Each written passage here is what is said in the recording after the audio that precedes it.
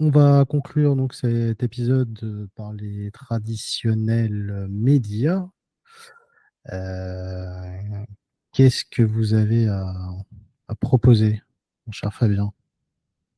On a parlé beaucoup de films déjà sur. Alors, en ce moment, je suis en train de me refaire tout The Wire, mais Ah oui, ça se passe à Baltimore, donc on, on zappe, mais je vous conseille, c'est exceptionnel.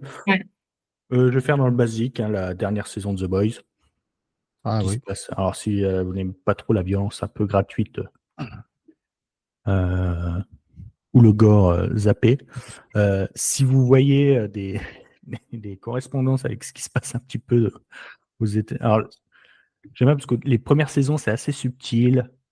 C'est tu oui, dis, ah, tu crois qu'il fait des références à Trump, etc. Peut-être. Non, là, c'est direct, c'est les pieds dans le plat. Il se fout de la gueule de tout le monde.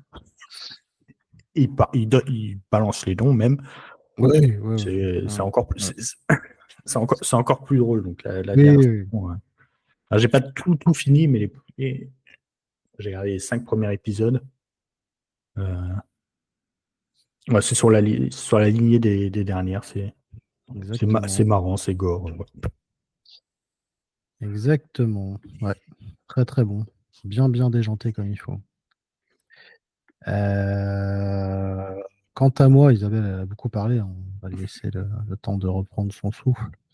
D'ailleurs, je sais pas si tu avais un média d'ailleurs, mais ouais, elle n'a pas de média, Isabelle. Bon, bah voilà, ça tombe bien. Alors moi, je vais parler littérature, parce que oui, ça m'arrive de lire des fois.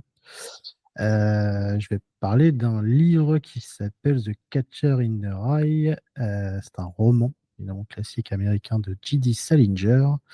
En français, on le traduit par L'Attrape-cœur. Il a été publié en 1951. Il est considéré comme l'un des plus grands romans du XXe siècle, souvent étudié dans les écoles et universités. Et le livre aborde des thèmes comme l'angoisse adolescente, la perte d'innocence et l'aliénation. Euh, et en fait, au niveau du résumé, ça suit Holden Caulfield, hein, qui est un adolescent de 16 ans qui vient d'être renvoyé de son pensionnat et donc qui décide de quitter l'école avant que ses parents ne l'apprennent. Et il erre dans New York pendant quelques jours. Et donc, au cours de son voyage, il va rencontrer divers personnages, dont des anciens camarades, des enseignants, des inconnus et même sa jeune sœur. Et donc, tout au long du récit, Holden exprime son mépris pour le monde des adultes qu'il trouve hypocrite et superficiel. Euh, et donc, Catcher in the Rye, New York est à la fois un cadre physique et un symbole de l'isolement pardon, et de la confusion de Holden Caulfield. Et donc voilà, c'est pas une grande histoire d'amour pour ce personnage New York, mais bon, ça reste quand même en toile de fond.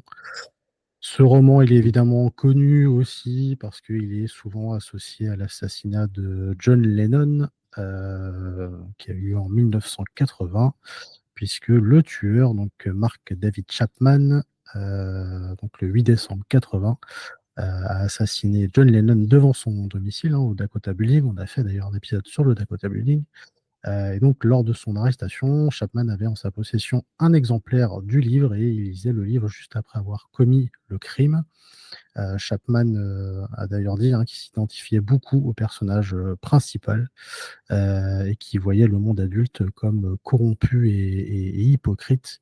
Et il voyait un peu en John Lennon un symbole de l'hypocrisie, bien que c'était un gros fan des Beatles. Et donc, après avoir tué Lennon, Chapman, il s'est assis tranquille, hein, il a attendu la police. Et lors de son arrestation, il a dit: Je suis sûr que la plus grande partie de moi est Holden Caulfield, le personnage principal du livre. Et donc, lors de son procès, il a également fait plusieurs références au roman et affirmant que sa lecture avait fortement inspiré son acte.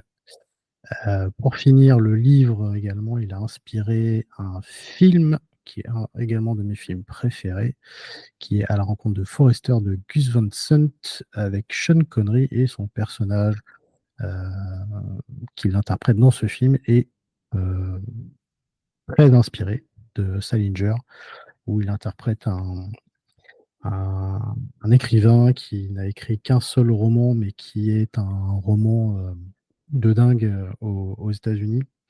Et donc, il vit reclus en ayant écrit qu'un seul roman. Il va aider un jeune à écrire dans le quartier de Harlem ou du Bronx, d'ailleurs, je ne me rappelle plus. Bref, Bronx, le Bronx.